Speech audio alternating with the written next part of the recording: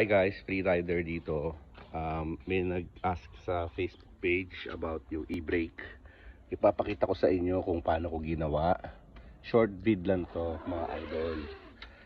So, ipapakita ko sa inyo kung paano ko in-extend. Kasi ang hirap niyang pindutin nung una.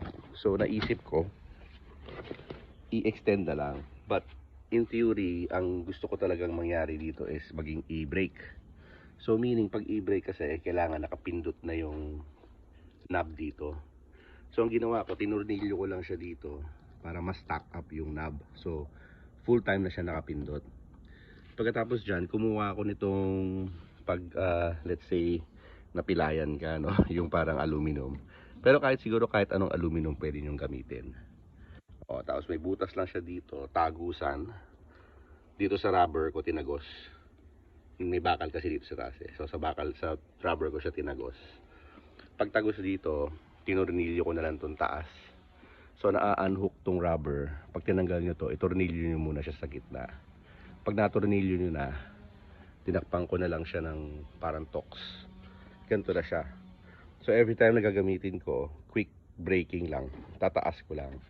So pag tinaas ko siya, balance siya. Yan.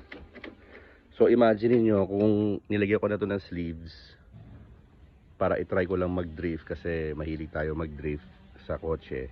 Pero subukan natin sa e-bike. Nakakuha ko ng sleeves na plastic which ipopost ko rin kung saan ko nabili or magbebenta ako. Pag pinitik nyo to, siguro kahit tumatakbo ka ng mga 3 kilometers per hour, magsa-slide yung likod. Okay? So yan lang, quick tip. Siguro mga nasa 2 inch, siguro nasa 3 inch. Ito, mga 1.5. Ganyan. Okay? That's all guys. Thank you. Thank you for watching. Like and follow.